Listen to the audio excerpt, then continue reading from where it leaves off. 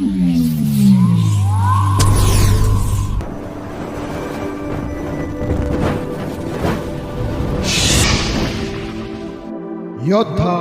News channel.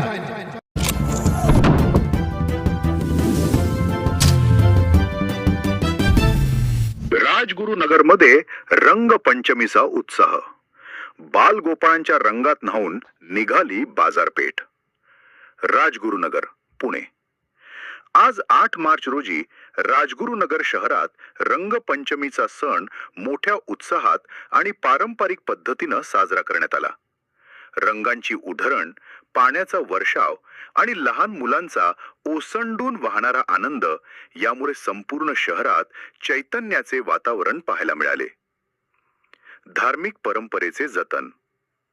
भारतीय संस्कृतीत होळी आणि धुळवडीनंतर येणाऱ्या रंगपंचमीला विशेष महत्त्व आहे। भगवान श्रीकृष्ण आणि राधा राणी यांनी सुरू केलेली ही रंगांची परंपरा आजही तितक्याच जिव्हाळ्याने जपली जाते। रंगांच्या माध्यमातून एकमेकांवरील प्रेम, आपुलकी आणि जिव्हाळा वृद्धिंगत करण्याचा संदेश या सणातून दिला जातो। राजगुरुनगरमधील नागरिकांनी आणि बालगोपाळांनी हीच धार्मिक परंपरा जपत आजचा दिवस उत्साहात साजरा केला। प्रत्येक चौकात रंगांची उधळण। शहरातील मुख्य बाजारपेठ, तिन्ही सांज चौक आणि विविध उपनगरातील चौकांमध्ये सकाळपासूनच बालगोपाळांची गर्दी जमली होती।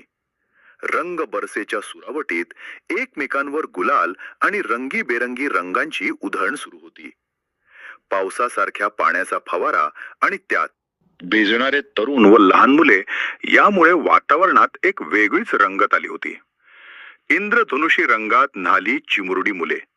लहान मुलांमध्ये या सणाचे विशेष आकर्षण दिसून आले। हातात पिचकाऱ्या आणि रंगांच्या बादल्या घेऊन मुलांनी अक्षरशः धिंगाणा घातला। एकमेकांच्या अंगावर रंग टाकताना त्यांच्या चेहऱ्यावर दिसणारा आनंद आणि तेज हे एखाद्या इंद्रधनुष्याप्रमाणे विलोभनीय वाटत होते। रंगात रंगून गेलेल्या या बालगोपाळांनी जातीपातीचा भेद विसरून मैत्रीचा आणि एकोप्याचा नवा रंग सर्वत्र पसरवला। थोडक्यात सांगायचे तर राजगुरुनगरमध्ये आजची रंगपंचमी ही केवळ रंगांचा खेळ नव्हती, तर ती आनंदाची, उत्साहाची आणि संस्कृतीची जपणूक करणारी एक अविस्मरणीय पर्वणी ठरली। या बातमीचा आढावा घेतलाय संतोष गाडेकर यांनी।